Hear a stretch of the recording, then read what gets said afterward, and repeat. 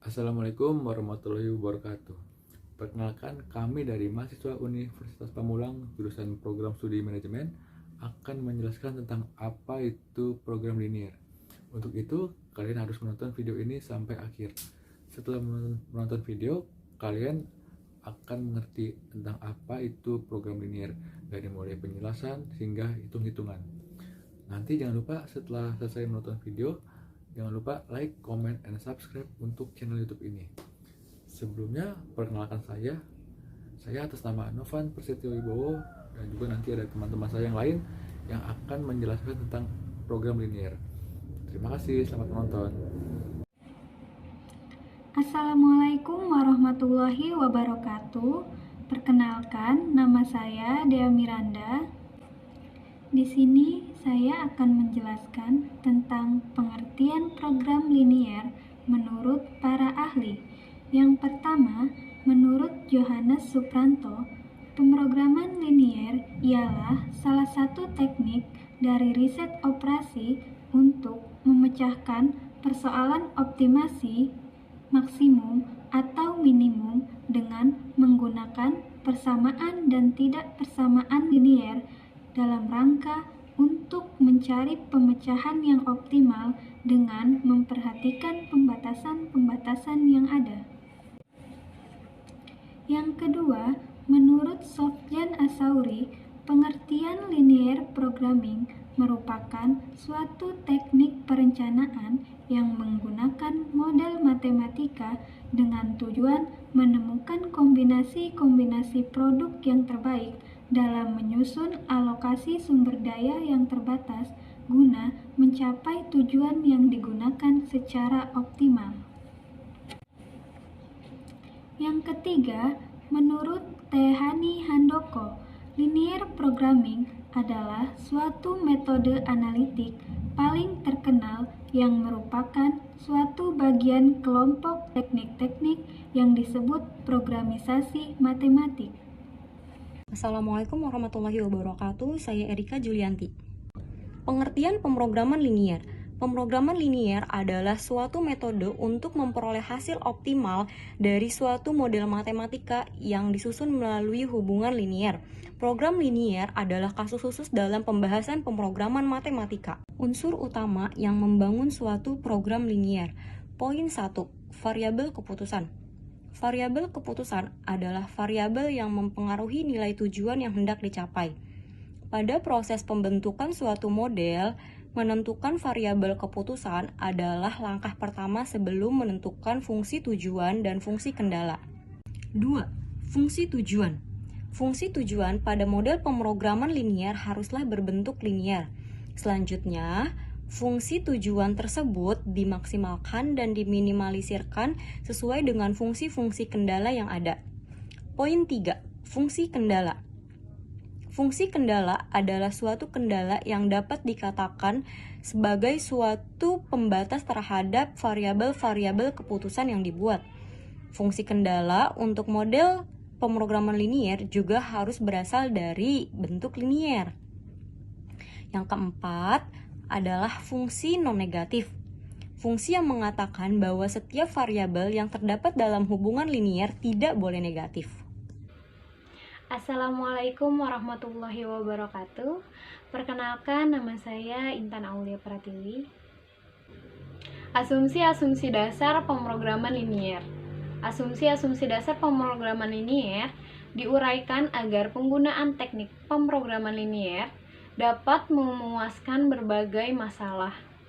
Asumsi-asumsi pemrograman linear dapat dijelaskan secara implisit pada bentuk umum model pemrograman linear, yaitu yang pertama, proportionality atau keseimbangan. Asumsi ini dapat diartikan naik turunnya nilai fungsi tujuan dan penggunaan sumber atau fasilitas yang tersedia berubah secara seimbang dengan perubahan kegiatan. Assalamualaikum warahmatullahi wabarakatuh. Perkenalkan, nama saya Kurniasih Handayani.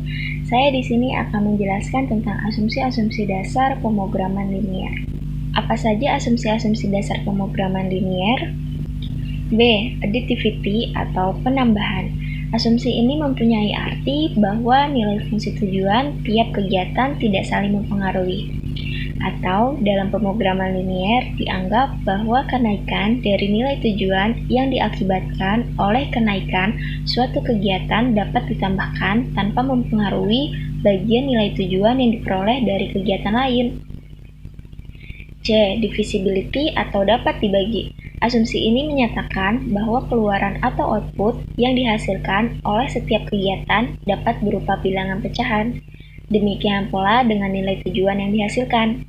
D. Deterministik atau kepastian. Asumsi ini menyatakan bahwa semua parameter yang terdapat dalam model pemrograman linier A, B, I, C, J dapat diperkirakan dengan pasti. Perkenalkan, nama saya Nabila Apriliani, saya dari S1 Manajemen Keuangan. Bentuk umum model pemrograman linier. Masalah pemrograman linier adalah masalah optimisasi bersyarat, yakni pencarian nilai maksimum atau pencarian nilai minimum. Sesuatu fungsi tujuan berkenan dengan keterbatasan atau kendala yang harus dipenuhi. Masalah-masalah tersebut dapat dirumuskan sebagai berikut. Assalamualaikum warahmatullahi wabarakatuh. Perkenalkan, nama saya Nurholilah. Penyelesaian masalah pemrograman linear. 1. Metode grafik. Metode grafik adalah salah satu cara yang dapat digunakan untuk memecahkan masalah optimalisasi dalam programasi linear. Keterbatasan metode ini adalah variabel yang bisa digunakan terbatas atau hanya 2. Penggunaan 3 variabel akan sangat sulit dilakukan. Langkah-langkah pengerjaan metode grafik. Terdapat 7 langkah dalam pemecah masalah grafik, yaitu A. Mengidentifikasikan variabel keputusan dan memformulasasikan dalam simbol matematis. B. Mengidentifikasikan tujuan yang akan dicapai dan kendala-kendala yang terjadi. C. Memformulasasikan tujuan dan kendala dalam fungsi model matematis. D. Membuat grafik untuk kendala-kendala yang ada dalam satu bagian. Untuk membuat grafik fungsi kendala yang berbentuk ketidaksamaan, diubah terlebih dahulu ke dalam bentuk persamaan. E. Menentukan variabel area atau area layak pada grafik tersebut. F. Menentukan titik-titik variabel keputusan pada area tersebut. G. Memilih variabel keputusan. Assalamualaikum warahmatullahi wabarakatuh. Saya Oktaviani Nur Salwabi. Angka pengerjaan metode simplex. Terdapat 12 yang dapat dilakukan dalam metode simplex. A. Mengidentifikasikan fungsi tujuan dan variabel keputusan serta memformulasikan dalam simbol matematis. B. Mengidentifikasikan fungsi tujuan yang akan dicapai kendala-kendalanya. C. Menginformasikan tujuan dan kendala ke dalam fungsi model matematis. D. Mengubah pertidaksamaan S pada kendala dirubah menjadi sama dengan menambahkan variabel slang. E. Memasukkan nilai fungsi tujuan dan fungsi kendala yang telah melalui program perubahan ke dalam tabel simplex. Di samping itu juga menentukan nilai C, yaitu angka pada masing-masing kolom yang dicari dikalikan dengan koefisien dasar dan kemudian mencari nilai C. F. Mencari kolom kunci negatif terbesar pada baris C. G. Mencari baris kunci positif terkecil pada indeks pada masing-masing baris dibagi angka pada kolom kunci di masing-masing baris. H. Mencari angka kunci pertemuan antara kolom kunci dan baris kunci. I. Mengubah variabel keputusan pada baris kunci dengan variabel keputusan pada kolom kunci dan kemudian merubah seluruh elemen pada baris kunci dengan cara membagi seluruh tombol tersebut dengan angka kunci. I.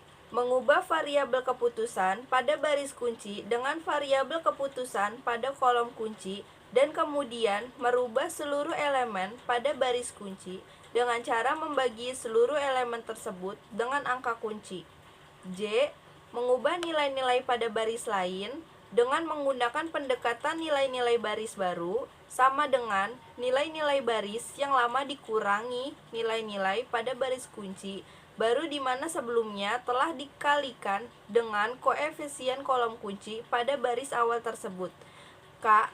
Memastikan seluruh elemen pada baris C, Z tidak ada yang bernilai negatif. Apabila masih terdapat nilai negatif, maka diulang melalui langkah ke-6 dan seterusnya. Selanjutnya adalah metode simplex. Metode simplex adalah suatu metode atau cara yang secara sistematis dimulai dari suatu pemecahan ke pemecahan lainnya secara berulang-ulang dengan jumlah yang terbatas, sehingga akhirnya tercapai suatu pemecahan dasar yang optimal. Setiap langkah menghasilkan suatu nilai dan fungsi tujuan yang selalu lebih besar atau sama dari langkah-langkah sebelumnya.